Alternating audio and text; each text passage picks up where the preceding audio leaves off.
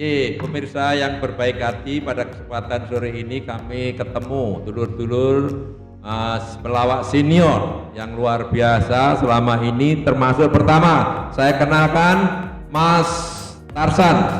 Ini Mas Tarsan yang luar biasa, selama hidupnya memang profesional di bidang melawak dan sampai terakhir kalinya sampai saat-saat ini masih eksis, ini luar biasa. Yang kedua Mas Tesi. Siapa yang belum kenal dengan Mas Tesi?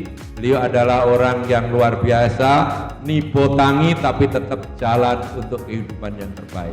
Yang terakhir ini orang Madura, style Madura yang hebat dan terus bergerak walaupun dengan silaturahmi beliau tetap jalan. Saya mau menanyakan Bapak Ibu, Bapak semua ini, Mas Tarsan ini sebetulnya sejarahnya di dalam perjalanan kehidupan menjadi pelawak. Itu kira-kira apa sih kok resepnya sampai seumur sekian ini masih aktif dan eksis di dalam mempertahankan jadi pelawak? Monggo. Bukan keluarga seniman ya, tapi saya waktu SMP itu sudah menjadi pemain ludruk, terus lama-kelamaan ikut lokaria terus Sri Mulat. Saya nggak ada rencana kepingin pelawak, saya itu pemain antagonis saya itu sebetulnya. Tapi karena dituntut, karena apa ya? Karena apa? Saya itu makanya mungkin termasuk pelawak yang nggak lucu. Jadi yang lucu itu ceritanya, bukan saya. Jadi yang penting berteater itu harus kepinginnya, saya kepingin jadi serba bisa. Jadi saya nggak bisa seperti Mas Tesi, Mas Kadir itu memang lucu-lucu semua. Saya itu memang orangnya serius dan saya memang sebetulnya ya itulah. Tapi walaupun serius, saya melihatnya Mas Tarsan itu bisa membagi cerita, menghidupkan gerak-gerik lawan mainnya. Ini yang saya salut sekali, dan walaupun saya sedikit tahu tentang yang dihobiin Mas Tarsan ini, kalau nggak salah jadi tentara. Kalau nggak salah. Tentara itu bukan hobi, kebetulan. Jadi untuk Surabaya ada apa tuh Galarama, diundang Garnisun, saya pakai istilahnya bahwa orang sipil nggak boleh menggunakan pakaian organik. Akhirnya setelah di Surabaya Galarama itu sukses, Jawa Timur tuh tiap-tiap batalion mengundang saya dikasih pakaian. Sampai saya tahun 81 udah ke Timur-Timur. Oke. Saya pakaian ke basket waktu itu. Luar biasa. Terima kasih, tepuk tangan untuk Mas Tarsan. Nah, yang selanjutnya saya mau menanyakan cerita sedikit Mas Tesi. Mas Tesi bergelut di bidangnya tidak kenal lelah. Kira-kira apa sih resep-resep itu supaya anak remaja sekarang ini paling tidak semangat yang terus dipertahankan itu?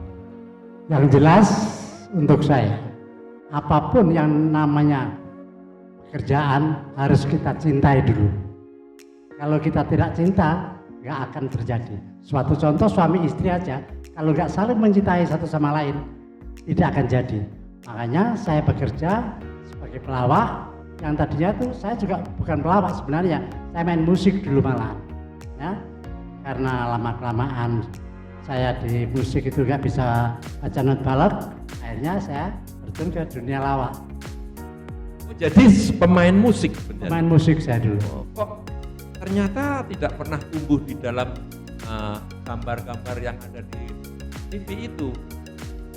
Tahun berapa? Saya tahun 66 itu sudah ngedram. Bukan masalah itunya, ekspresinya di dalam berpelawak itu nggak pernah ada. Ini baru tahu sekarang kalau Mas Desi ini ternyata pemusik gitu. Luar biasa. Oke, saya kira luar biasa. Yang satu ini khas yang tidak pernah hilang, sampai model sate Madura ini orang-orang jadi brandnya beliau.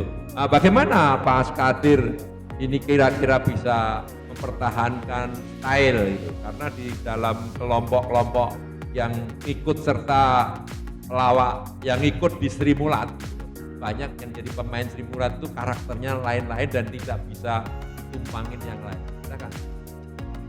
Ya, kalau saya dengan logat Madura ini satu kebetulan sekali ya. Karena itu dulu kan tuntutan di film, tuntutan cerita di mana saya harus jadi tokoh Madura ya. Dengan sebisa saya, semampu saya, tetap saya jalankan, saya lakukan sesuai kemampuan saya. Nah, ternyata oleh sutradara diterima.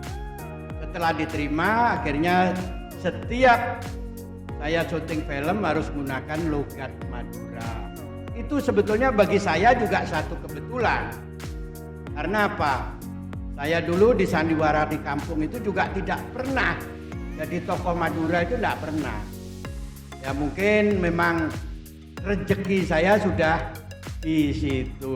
Oke, terima kasih, luar biasa. Tepuk tangan untuk Mas Kadir.